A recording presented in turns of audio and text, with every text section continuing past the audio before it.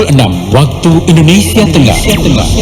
RRI ND menyiarkan Warta Berita.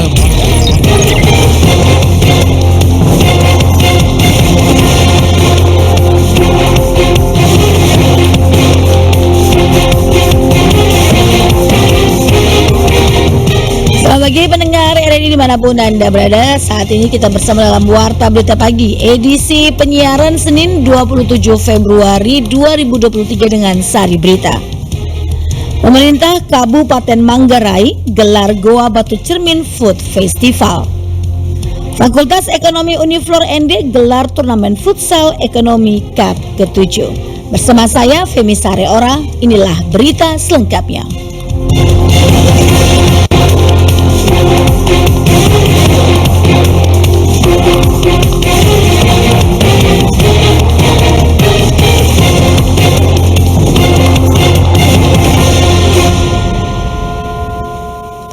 Dalam rangka memeriahkan HUT Kabupaten Manggarai Barat Nusa Tenggara Timur yang diperingati setiap 25 Februari dan merupakan HUT yang ke-20 tahun, pemerintah daerah Manggarai Barat bersama Perusahaan Umum Daerah Bidadari, Perumda Bidadari, dan para stakeholder lainnya menggelar Food Festival. Laporan selengkapnya disampaikan Epi Wahab.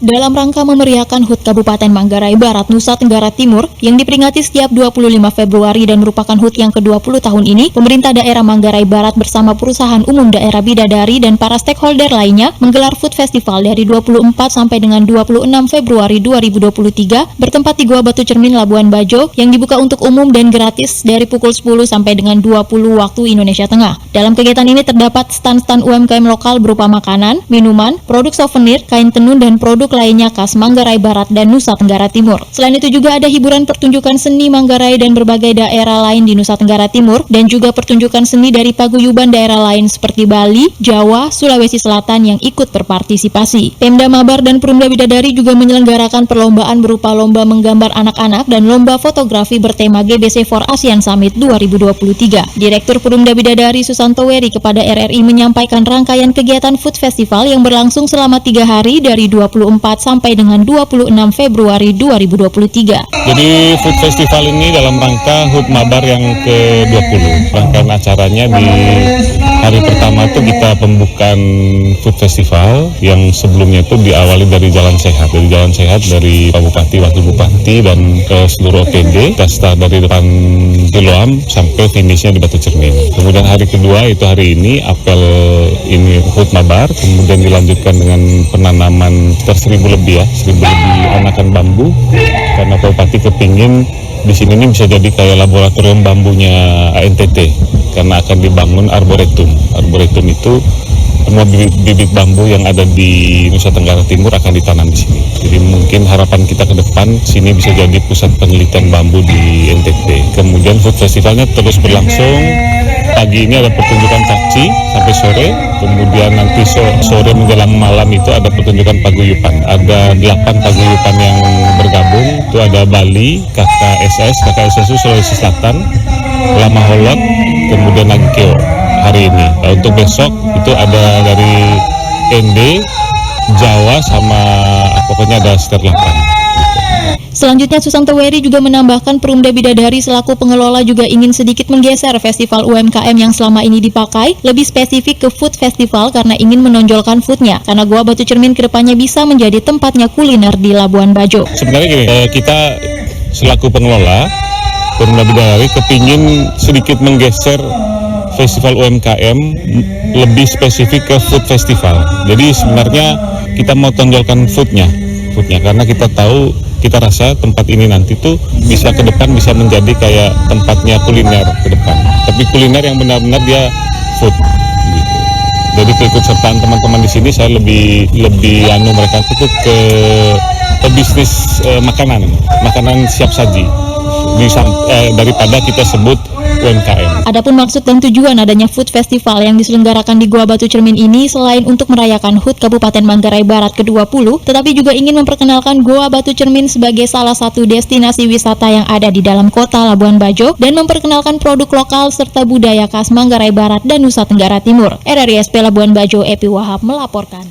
DPRD ND meminta pemerintah melalui Dinas Perindustrian dan Perdagangan untuk menindak secara tegas para pengecel yang menjual minyak tanah 5 hingga 6 ribu rupiah per liter atau 25 hingga 30 ribu rupiah per liter per jerigen ukuran 5 liter.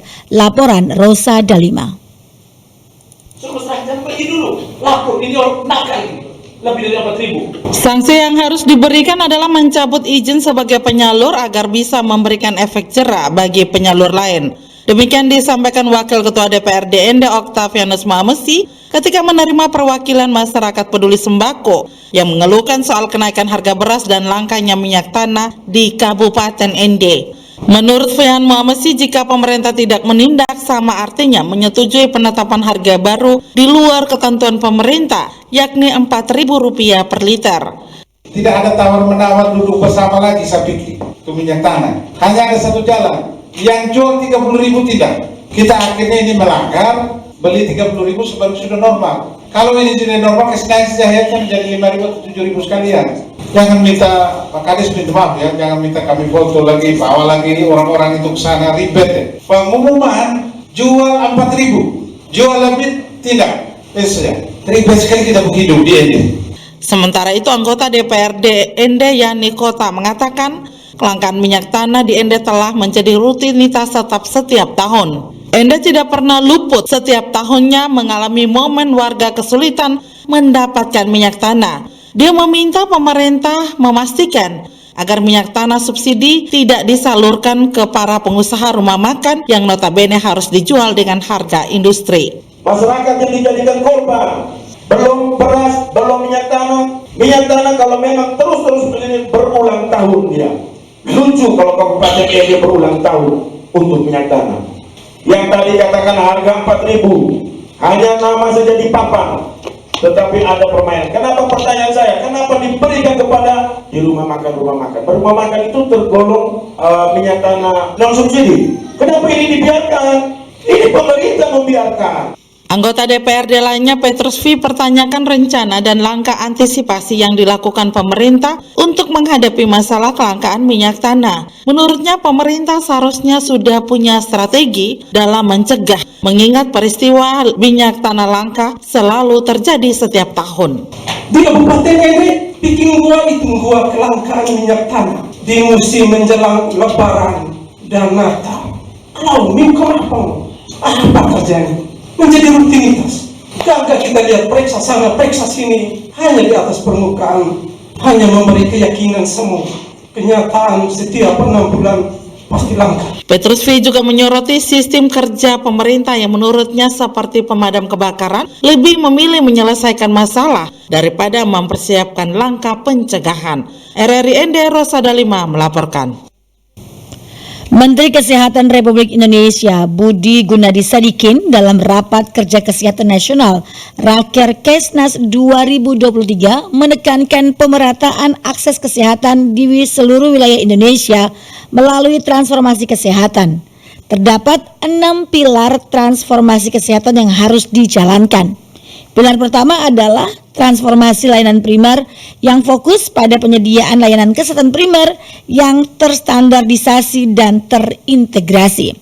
Pilar kedua, transformasi layanan rujukan yang fokus pada penyediaan layanan kesehatan yang mudah diakses oleh masyarakat.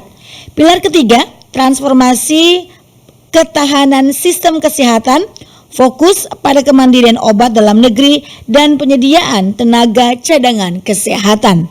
Pilar keempat, transformasi pembiayaan kesehatan. Kemudian pilar kelima, transformasi SDM kesehatan yang fokus pada penyediaan SDM kesehatan yang berkualitas dan merata. Pilar keenam adalah transformasi teknologi kesehatan yang fokus pada penyediaan layanan kesehatan yang presisi. Menkes Budi mengatakan ada 2 filosofi transformasi kesehatan, yakni yang pertama, meningkatkan kualitas dan akses kualitas layanan kesehatan ke masyarakat. Filosofi yang kedua adalah menghadirkan negara dengan tujuan meningkatkan akses dan kualitas layanan kesehatan. Menkes Budi juga menegaskan bahwa transformasi kesehatan merupakan wujud kehadiran negara dalam menyediakan akses layanan kesehatan yang adil, bermutu, dan berkualitas di seluruh pelosok negeri. Pelaksanaan transformasi kesehatan merupakan tanggung jawab negara kepada masyarakat, karenanya titik fokusnya ada pada masyarakat. Menkes juga menambahkan, dalam upaya percepatan pelaksanaan transformasi kesehatan, semua pihak harus menjadi bagian dari proses untuk mewujudkan layanan kesehatan yang lebih baik lagi. Sebab pemerintah tidak bisa bekerja sendiri, dibutuhkan dukungan dan bantuan dari seluruh komponen bangsa. Raker Kesnas 2023 mengusung tema Harmoni Transformasi Pusat dan Daerah untuk mengoptimalkan dan juga mempercepat hasil kerja pembangunan kesehatan, sinergi sistem kesehatan nasional agar lebih kuat, siaga, antisipatif, responsif, dan tangguh dalam menghadapi ancaman kesehatan.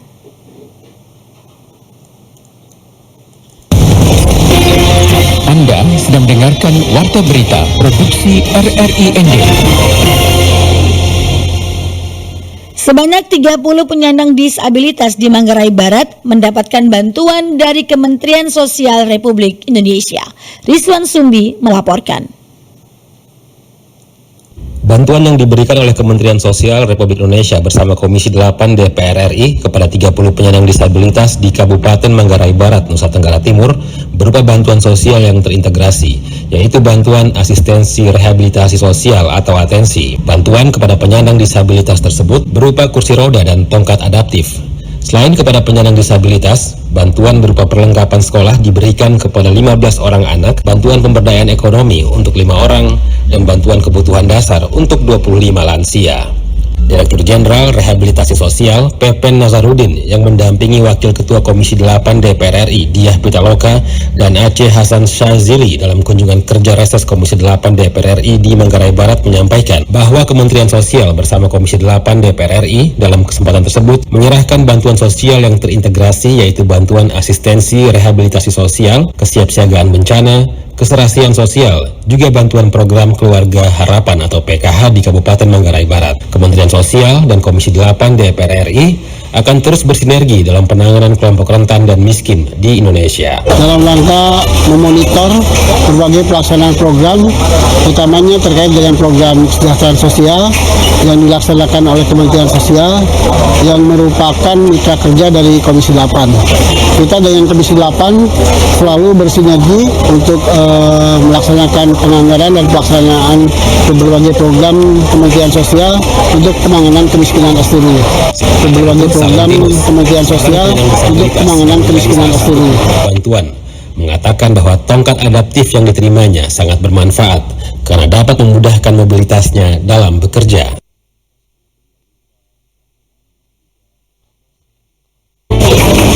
Sangat bagus buat saya.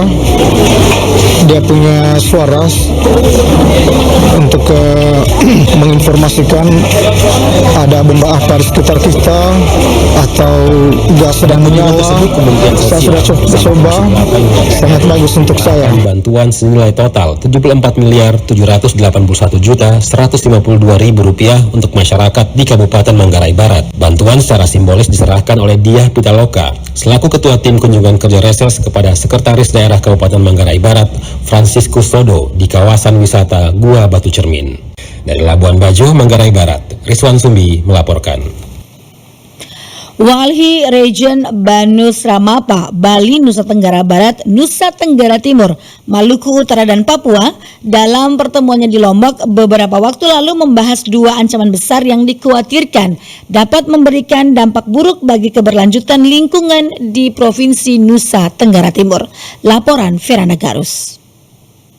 Walhi melihat pembangunan infrastruktur industrialisasi berbasis kawasan, yakni industri pertambangan, industri kehutanan, perkebunan sawit monokultural, industri food estate, dan industri pariwisata sangat berpotensi menurunkan daya dukung dan daya tampung lingkungan serta menyingkirkan hak kuasa dan hak kelola masyarakat di wilayah pesisir laut dan pulau-pulau kecil di Nusa Tenggara Timur. Direktur Walhi Nusa Tenggara Timur, Umbu Wulang Peranggi, kepada RRI dalam wawancara Flora Tapagi mengatakan saat ini NTT berada dalam dua ancaman besar yang terjadi. Pertama, perubahan iklim memberikan dampak yang buruk bagi keberlanjutan lingkungan di Nusa Tenggara Timur sebagai provinsi yang memiliki pulau-pulau kecil. Perubahan iklim telah mengakibatkan NTT terancam kekeringan, kita tahu gerak ke 10 tahun terakhir ini kita temukan krisis air yang terjadi di Nusa Tenggara Timur. Beberapa data riset itu juga akan mempengaruhi ekosistem endemik atau keanekaragaman hayati endemik yang ada di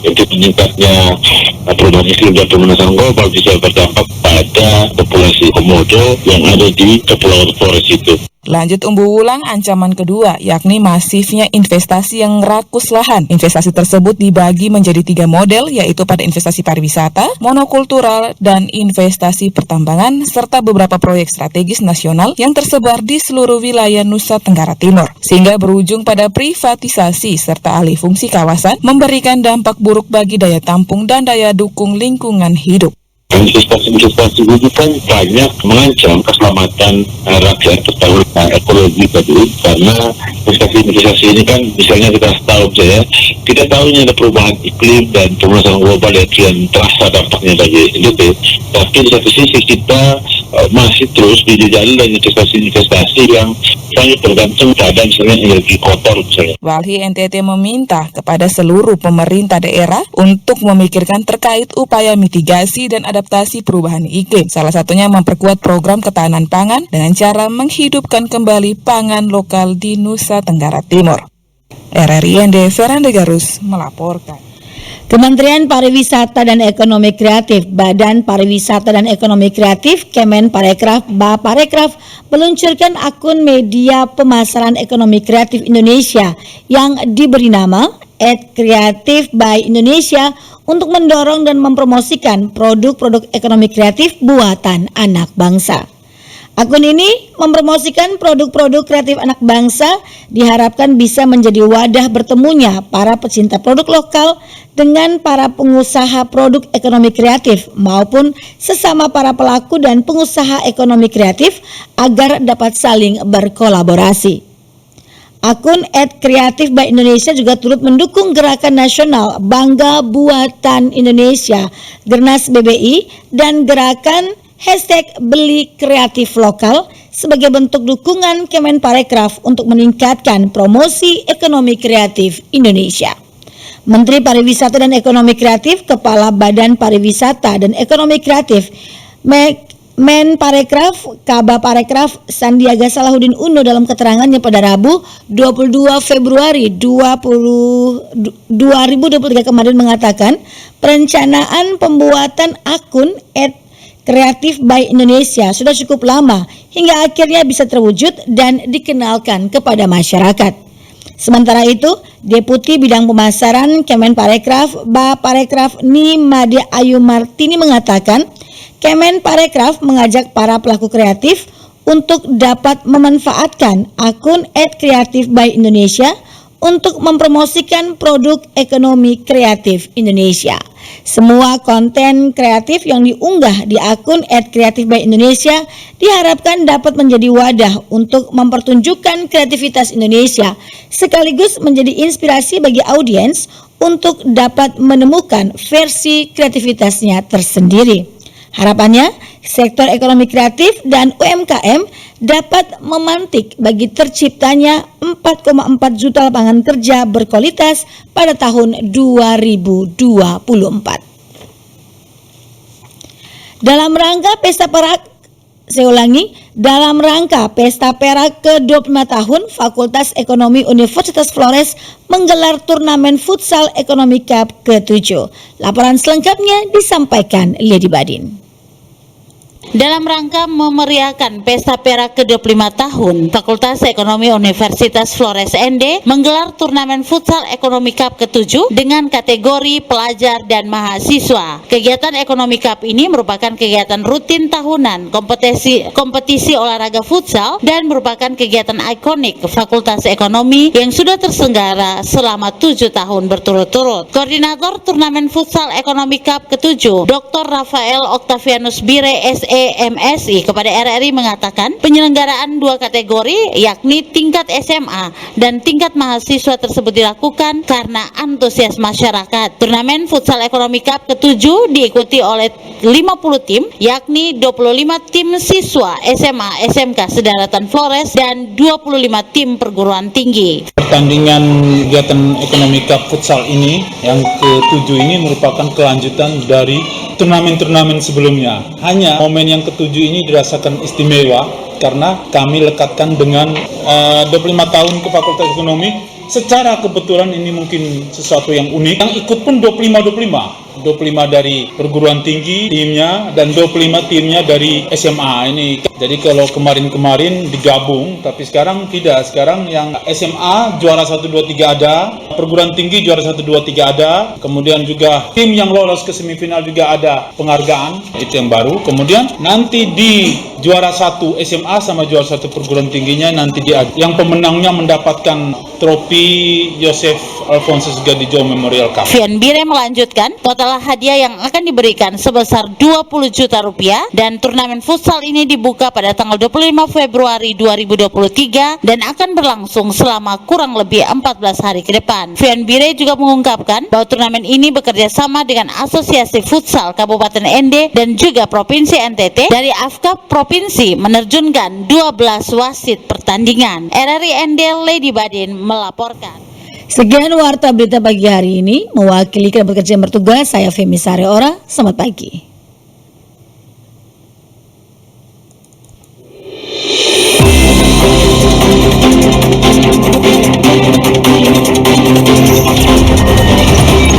Terima kasih Anda telah mendengarkan Warta Berita Produksi RRI ND.